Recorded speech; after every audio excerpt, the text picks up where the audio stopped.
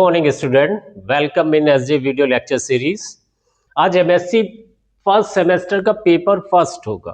तो phylum protozoa की यहाँ पे एनिमल पढ़ना, पैरामीशियम पढ़ना, रिप्रोडक्शन इन प्रोटोजोअन्स पढ़ना है।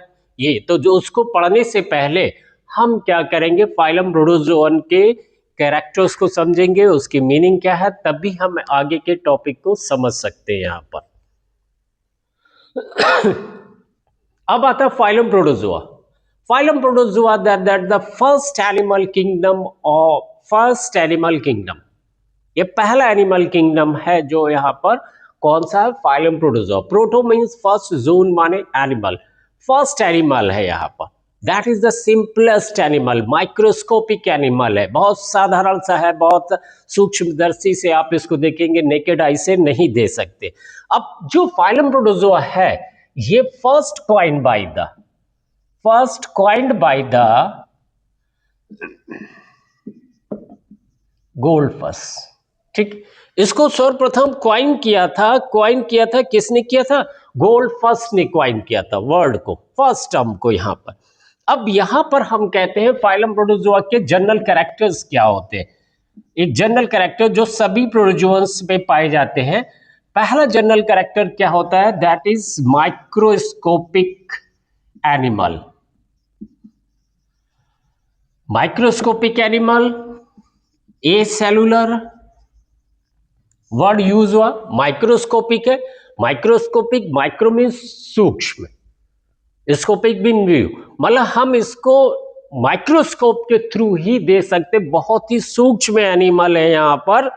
और ए सेलुलर है, कुछ लोग इसको यूज करते हैं, यूनिसेलुलर वर्ड भी यूज करते हैं।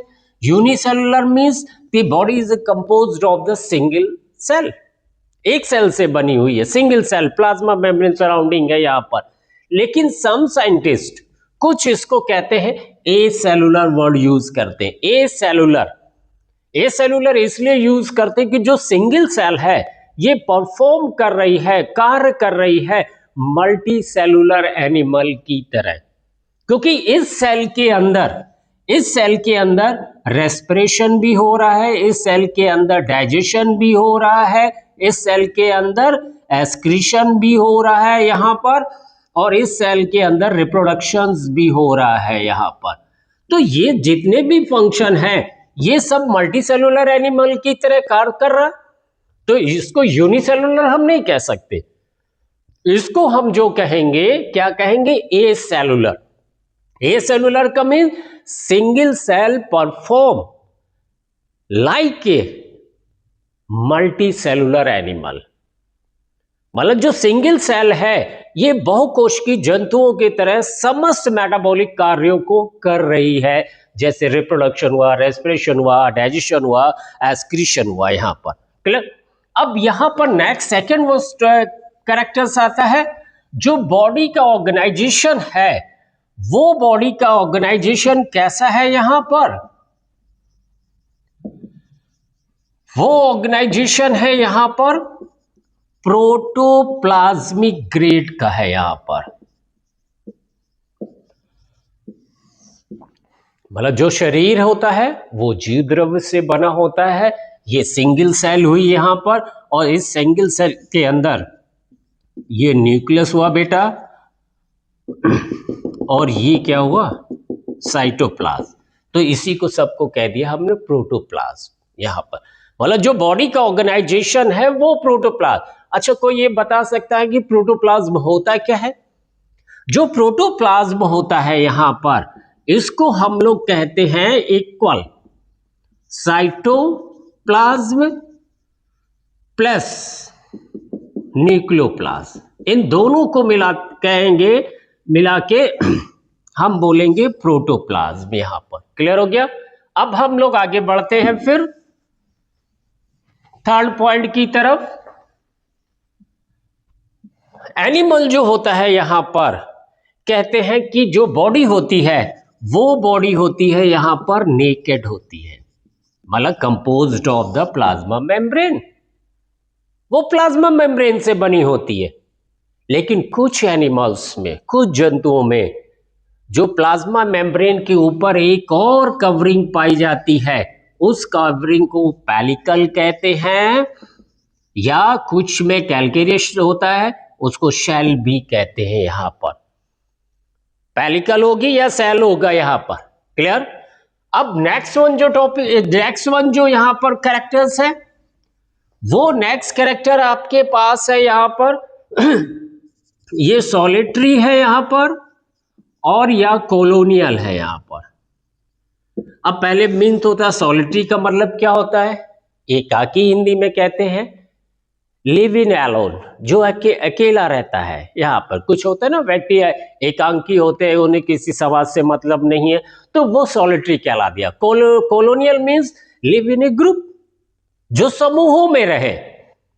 तो ये दोनों तरह के प्रोटोजोन्स पाए जा रहे हैं, सॉलिटरी भी है और कैसा है, कॉलोनियल भी है यहां पर। अब इसके बाद मोस्ट इंपॉर्टेंट कैरेक्टर की हर फाइलम का एक यूनिक कैरेक्टर होता है यहां पर। तो इसका जो मेन कैरेक्टर है बेटा, जो मेन कैरेक्टर है वो मेन कैरेक्टर है यहां पे कॉन्ट्रैक्टाइल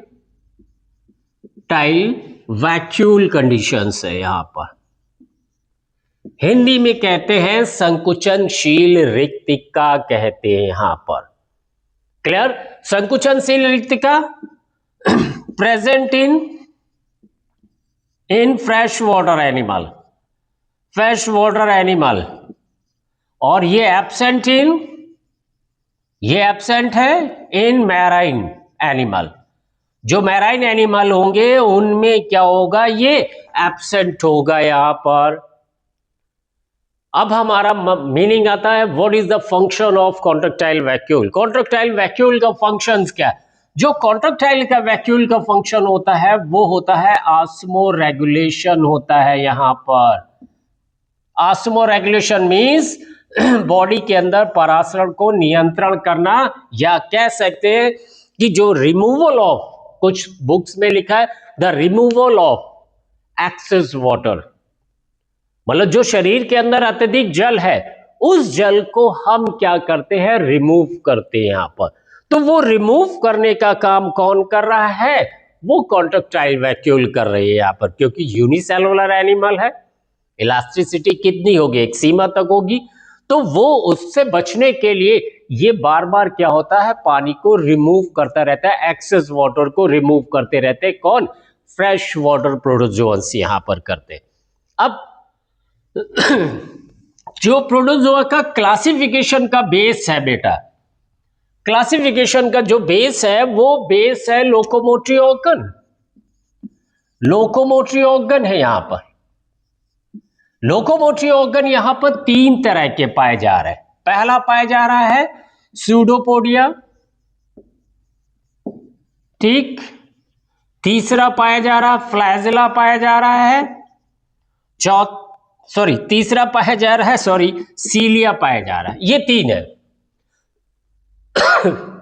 सूडोपोडिया का मीन्स होता है, सूडो मीन्स फॉल्स होता है यहां पर, पोडिया माने फीट होता है, फॉल्स फीट है। और ये फीट कैसे होते हैं, these are the finger like होते हैं, फिंगर लाइक, जैसे हम लोग की ये उंगली है इस उंगली की तरह होते हैं, मतलब वो बनते और बिगड़ते रहते हैं यहां पर, कहीं भी बन जाए। तो इसको आपने बोल दिया है सूडोपोडिया बोल दिया यहां पर। क्लियर हो गया, फिंगर लाइक हो गया है। क्लियर। अब फ्लैजिला आता है, फ्लैजिला माने होता है विप लाइक, विप माने होता है चाबुक के आकार का। इसका जो एग्जाम्पल है आपके पास, जैसे कहते हैं युगलीना होता है यहां पर, ट्रिपैनोसोमा होते हैं, दीज आर द, और भी एनिमल्स है। तो ये फ्लैजिला है, मतलब जो लोकोमोशन होगा वो फ्लैजिला के द्वारा होगा।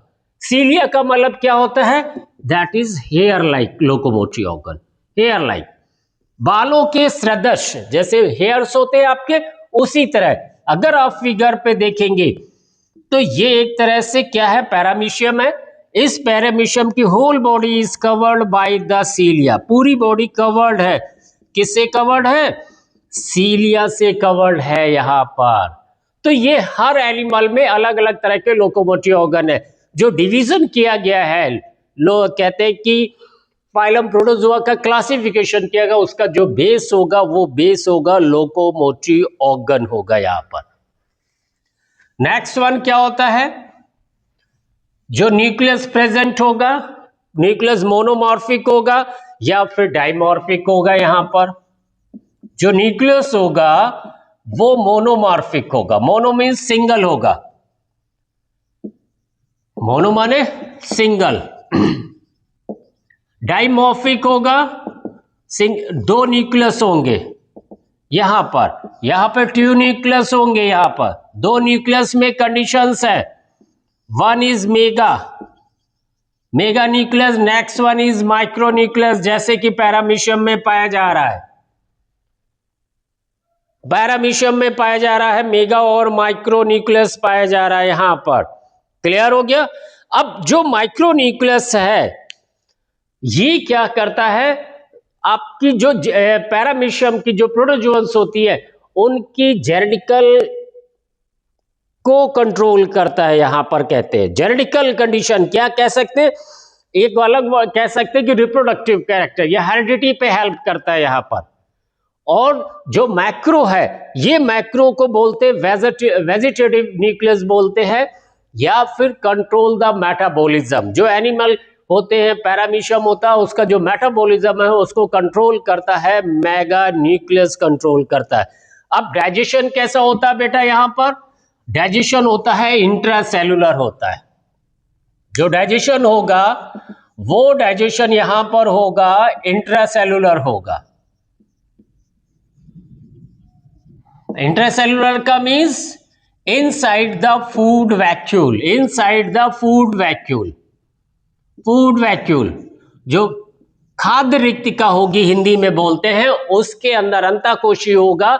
इंट्रासेलुलर माने होता है इनसाइड द सेल।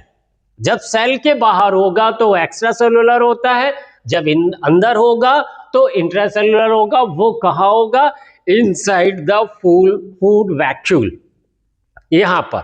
अब यहां पर आता है जो डाइजेशन हो या डाइजेशन हो गया। अब इसके बाद यहां पे आता है कि रेस्पिरेशन और एक्सक्रीशन। जो रेस्पिरेशन है एंड एक्सक्रीशन होगा ये through the body surface, through the body surface, body surface के थ्रू होगा, बॉडी सरफेस के थ्रू होगा, मतलब शरीर के द्वारा होगा, with help of the diffusion method.